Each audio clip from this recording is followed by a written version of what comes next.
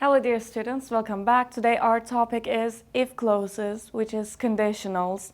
We will be studying every type, what do they mean, what is the difference in grammatically and in meaningful, and what's the difference between possibilities that they mean. Let's start with type 0.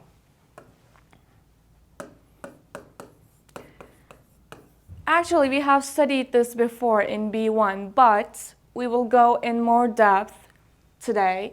Type 0 represents actually all types of conditionals, represents two sentences here. One is if clause and the other one is main clause. We have talked about this. But here's the thing with conditionals. The action that has possibility to happen depends on here, on the if clause. If this happens, this happens. If this doesn't happen, then this won't happen neither. So our actually types differ in meaning that represents possibilities. In each type, we have different percentage of possibilities that our sentence indicates.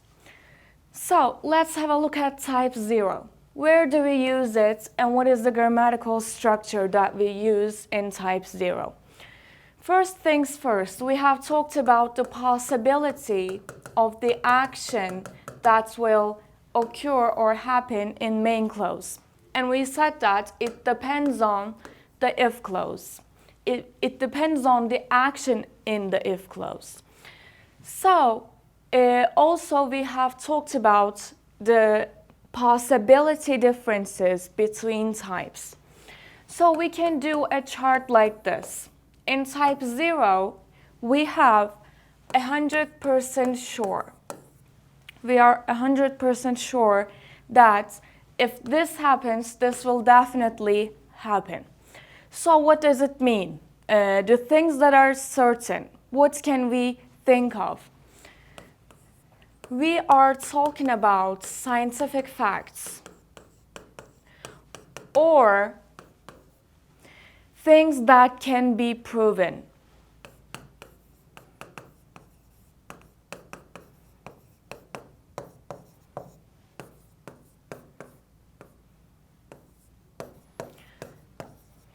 So it means that if we have this condition, this result will definitely happen. Let's give one example. I hope that you remember the grammar that we use in if clauses. Inside of our if clause here, we have present simple, which is verb 1 form of our verb. And main clause consists of also present simple, which is again verb 1. Let's give an example. If you heat water to 100 degrees Celsius, it boils. If you heat water to 100 degrees Celsius, it boils. Now the condition that we have here is a scientific fact. So we're talking about a statement that can be proven. Let's have a look at the grammar. This is my if clause.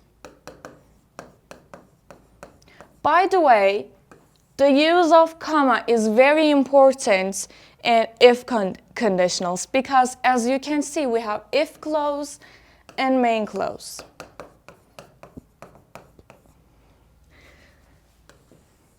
Our verb form here is present simple. And then when we came to main clause, also we have a present simple verb. By the way, if I changed the places of these sentences, it would still mean the same. Let's say, water boils if you heat it to 100 degrees Celsius. What else? If I cut my finger,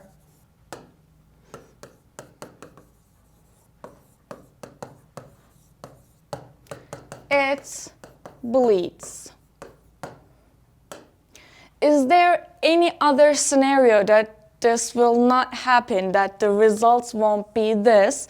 No, we're talking about certainty. So we have a classic type 0 of conditionals here in this example. As you can see, in if clause, we have present simple. Also, in our main clause, you can see the present simple use. If I did the otherwise, my finger bleeds if I cut it. Again, it gives the same meaning, the exact same meaning. So the order of our clauses doesn't matter if we use the grammar right and nothing else is wrong with the sentence. We can change the order. Now we have type 1. What is the possibility of it? What is our sentence structure, grammatic structure?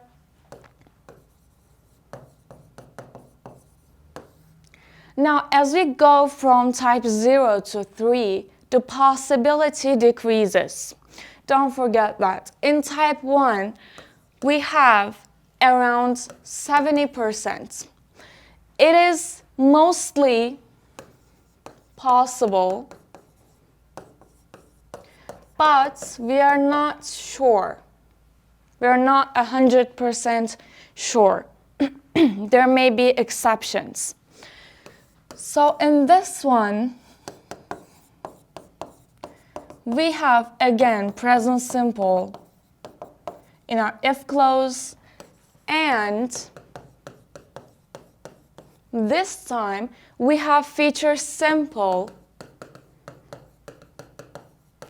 in the main clause, which is will, verb 1. Let's give an example. If I don't do my homework, my teacher will be angry. Now, as we said, it is mostly possible, it is 70% almost sure, but are we as definite, are we as sure as we were in type 0? No, we're not. It's not a scientific fact. It's not something that can be proven. It's not something 100% certain.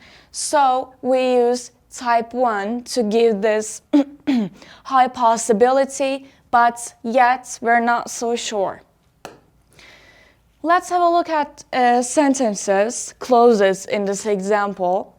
If I don't do my homework, as you can see, I have used negative form of present simple.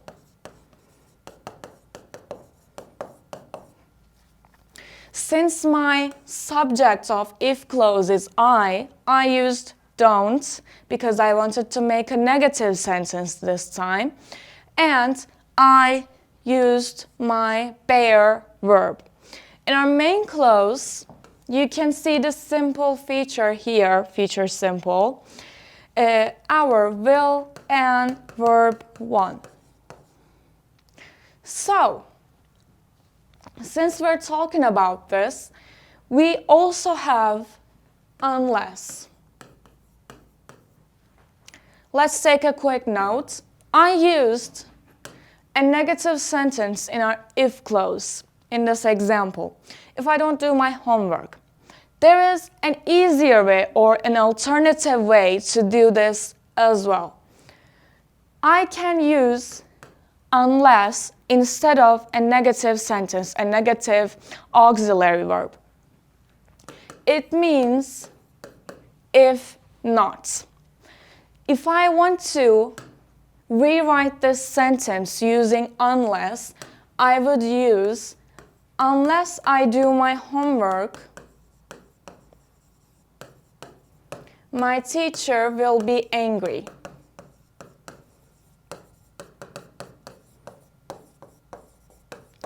So, this time you don't see a negative auxiliary verb, but what you can is the negative meaning in this sentence comes from unless. Because it is equal to if not, and we omit the negative auxiliary verb to give the same meaning using unless. It's not only applied for type 1, it can be used in any types we have in conditionals. For example, unless you water your plants, they die.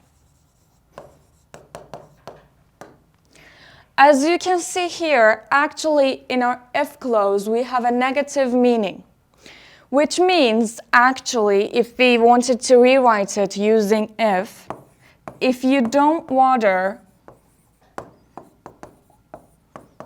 your plants, we omit the negative auxiliary verb and instead we use unless to give the same meaning. It can be used in any type we have. It doesn't matter which type we are using it in. So let's give another example to type 1.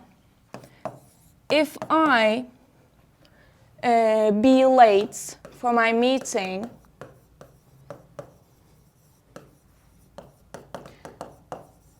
my boss will be angry. I will get angry. So, in here we have a negative meaning, but rather a positive sentence. As you can see here is our main clause. If I be late for my meeting, my boss will get angry. Is this as certain as water boiling at 100 degrees Celsius? No, but it is most likely to happen.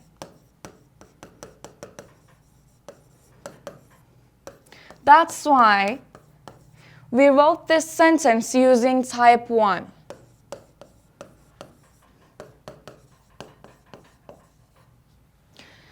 Let's have a look at the main clause. My boss will get angry. You can see the future simple form right here. It doesn't change according to the subject. Future simple is always the same. We use will with every subject, unless we're not using the negative form won't. Okay, I could also write this sentence like this. My boss will get angry if I be late for my meeting.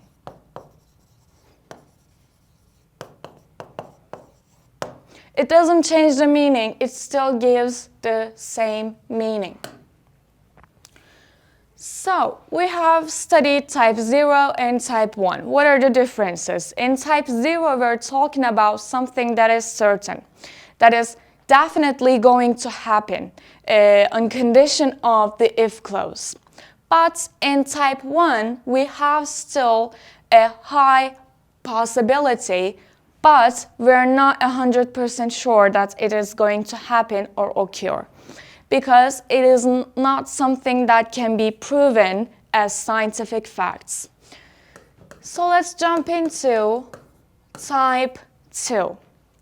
What is type 2? As we call it, unreal present. In here, we have a very low possibility.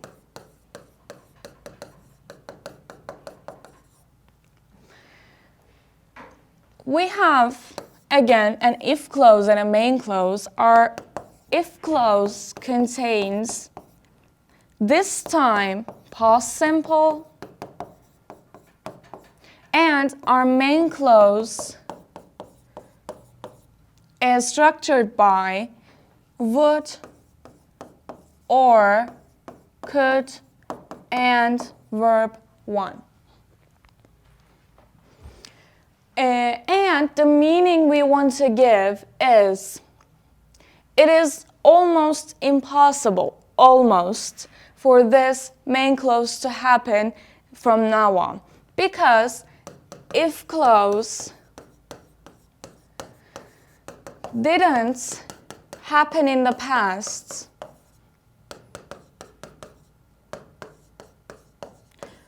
but the meaning of main clause, the action from main clause, affects present. That's why we call it unreal present.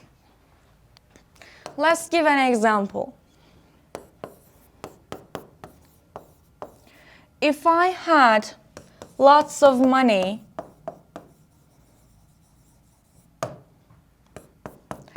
I would travel the world now.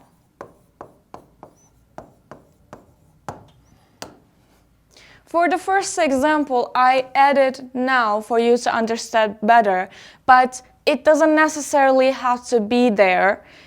Let's have a look at the meaning. If I had lots of money, which refers to the past, which obviously I don't, I would travel the world now. But you can understand from the main clause that it refers to present. Or I could say, I would travel the world now if I had lots of money. The if clause belongs to past, but the main clause belongs to present. That's why we call it unreal present. If she had a cat, she would play with it. Let's have a look at this one. You can see the past simple form in the if clause, and the action belongs to the past. But the result would affect the present. I mean, could she play with cat now? Yes, she could. So here, as meaning, as action, belongs to now, but if clause, in our if clause, it is too late for the action. Or I could say she would play with cat if she had one.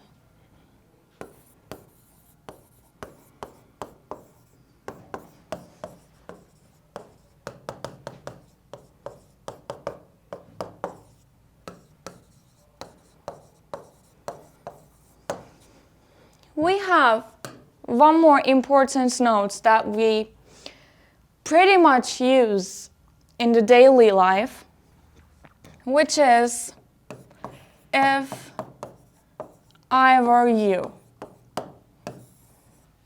So it actually confuses a lot of students, but the logic is pretty simple.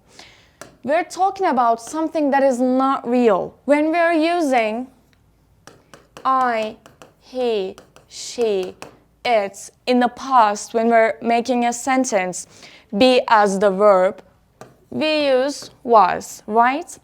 But here, and when we're talking about here, we are defining something that happened in the past, which is the correct form of be, use, in past simple with subject I. But in this particular case, this is not real.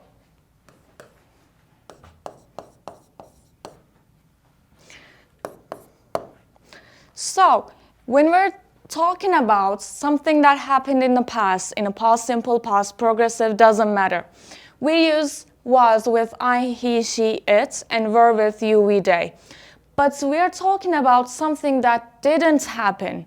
We're talking about possibilities. If it's happened like this, I would do blah, blah, blah. If it was like this, blah, blah, blah.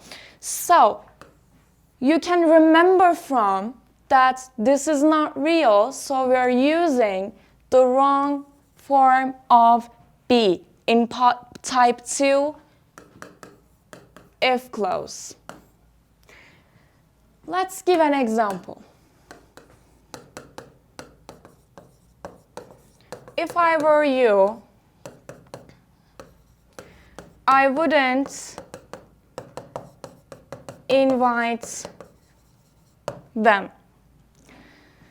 So as you can see, here belongs to the past, but can it be changed? No. It didn't happen, it's not gonna happen, but the main clause can affect today, our present. Okay, we have one more keynote. When we're talking about orders and requests,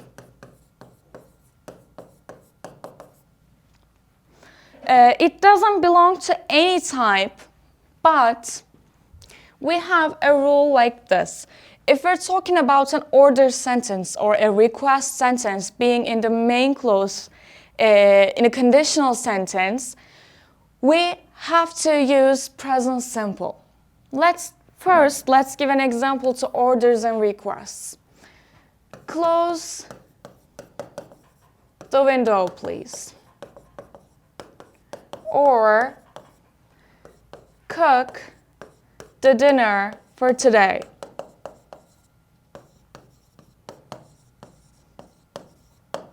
Call me in the evening.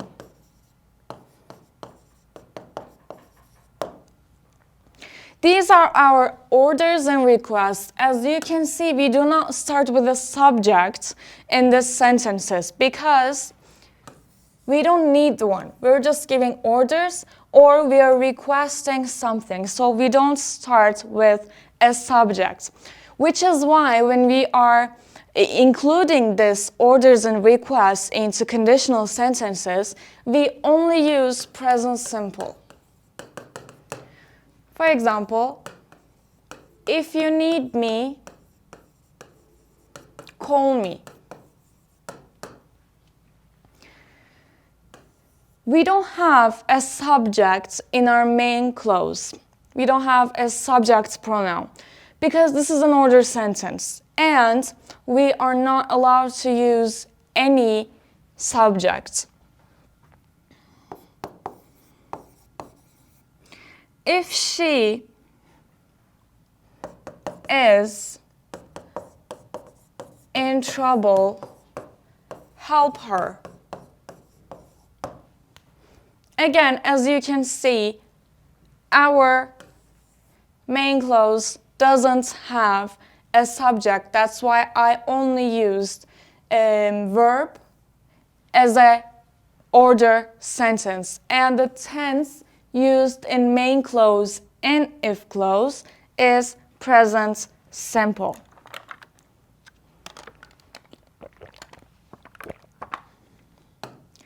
So now we have type 3, which is the last type of conditionals.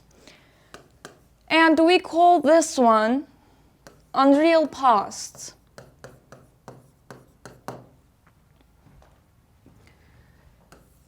In type 2, we talked about the if clause belongs to past, but the main clause belongs to present. And here, both of those actions belongs in the past. That's why we call it unreal past. And it is nearly impossible to happen. For example, if she, before giving an example, let's remind ourselves the grammatic rule. In if clause, we use had verb 3, which is past perfect. And in our main clause, we use would or could or any other modal like may, might. Have verb 3, which is actually modals 2, but what you can see here is present perfect. If I had been more careful, I wouldn't have had an accident.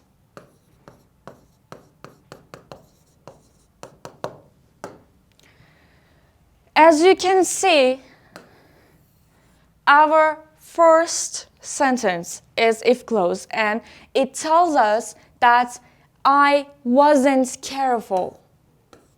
The meaning of that we get from this sentence is I wasn't careful.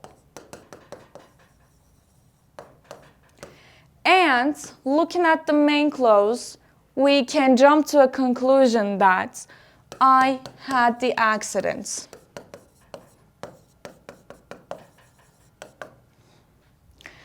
If I had been more careful, I wouldn't have had an accident. So what we understand is I wasn't careful and I had that accident. So let's go back to the first page and review what we have studied so far. In type 0, we have talked about scientific facts, things that can be proven, actions that can be proven. And we said that it has to happen 100% sure. We're talking about certain things. Both if clause and main clause consists of present simple. We have gave some examples. If you heat water to 100 degrees Celsius, it boils. You can see that this action will happen certainly, most definitely, because it is something that proved before. It always happened like this, and it will always happen like this. It boils. So you can see the present simple use in this example. Or we said that we can change the places, the order of the if clause and the main clause. It doesn't change the meaning, but you should be careful with grammar use. If I cut my finger, it bleeds. It is for sure, right? We're certain that it will definitely happen. And you can see that we used verb 1, present simple form of verbs. Again, we can change the order. My finger bleeds if I cut it. Then we have talked about type 1, which has a certain possibility, but we are not 100% sure. It is mostly possible, it is most likely to happen, but it is not for certain, it's not definite. If I don't do my homework, my teacher will be angry. You can see again the present simple use in if clause, but this time in type 1, we are using future simple in the main clause. And you can see that again in any type we can change the order of if clause and the main clause. Then we have talked about unless. Unless is the negative of if. And if I want to make negative verb, in the if clause, I don't have to use a negative auxiliary verb. Instead, I can just use unless and use my regular positive verb in present simple. Unless I do my homework, my teacher will be angry. And if I wanted to write it with if, it would be like this. I can use it with any type in conditionals. If I be late for my meeting, my boss will get angry. Now again, we're talking about something that has high possibility, high percentage of possibility. But is it certain? No, it's not. Is it certain as the water boils at 100 degrees Celsius? No, it's not. That's why we use it in type 1. Or again, I can change the order of the sentences. It doesn't affect the meaning. Then we have talked about type 2, which we call also unreal present. Inside of our if clause, we're talking about past simple. Because in if clause, the action of the if clause belongs to past. We cannot change that anymore. But the main clause, the result of that condition, could happen now. If I had lots of money, I would travel the world now. As you can see, I understand from the sentence, the conclusion that we get from the sentence is that I don't have lots of money, so it is unchangeable at this moment, but I would travel the world now. It could happen right now. It had the possibility to happen in the present. And the uses in if clause, we use past simple, would, could, and verb 1 in main clause. Again, I can change the order. It doesn't matter. If she had a cat, she would play with it. So you have to examine the actions timeline. Does she have a cat? No, not at the present. So it belongs to the past. But she would play with it. It could happen right now. It had the possibility of occurring right now. Again, I can change the order. It doesn't affect the meaning. And then we have a specific rule. If I were you, or if she were taller.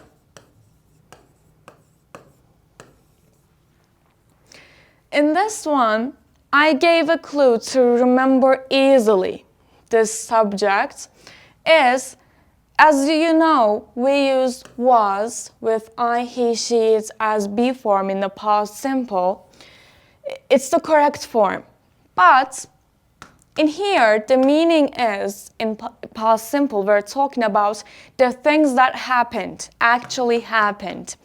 But in this part, if I were you, it's not real. It didn't happen.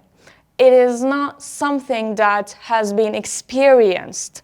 So we use the opposite. We use the wrong one, according to our grammatic rule. If I were you, I wouldn't invite them. Am I you or can I be you? No, it's not possible. So I use were instead of was when we're using I, he, she, it as a subject of the sentence in type 2, in if clause. Then we have orders and requests, which is actually a specific type, a special type, because it doesn't belong to any of the types we have studied so far. It consists of orders or requests in main clause, and normally in English we don't use any subjects in order or request.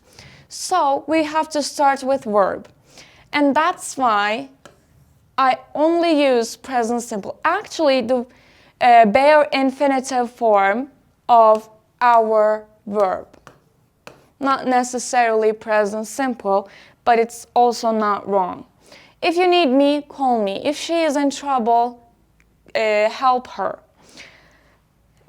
If you need something,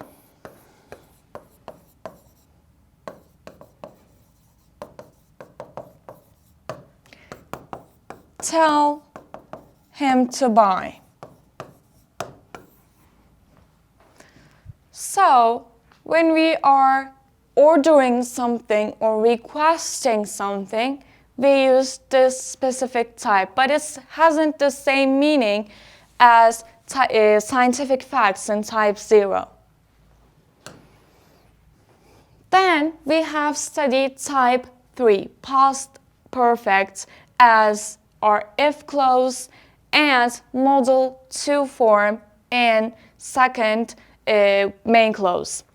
If I had been more careful, I wouldn't have had an accident. We also call it unreal past type 3. And there is a reason for that, because none of the actions can change now. We're talking about something that is nearly impossible. Nearly impossible.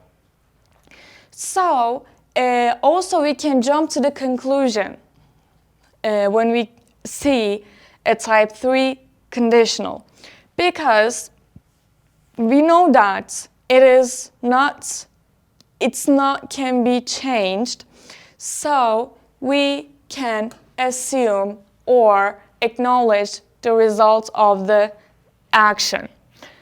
For example, if she had invited me, I would have participated in the party or whatever. The conclusion is, she didn't invite me and I didn't participate.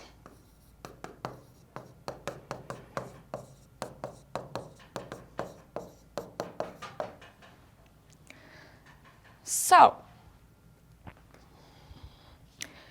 that's it for today. I hope you enjoyed and understood everything that we have talked about so far about conditionals, if clauses. It's pretty common in daily language and academics and everything. It is very important. It's a huge part of English. So make sure that you study enough, review enough, do exercises, and I will see you in our next lesson.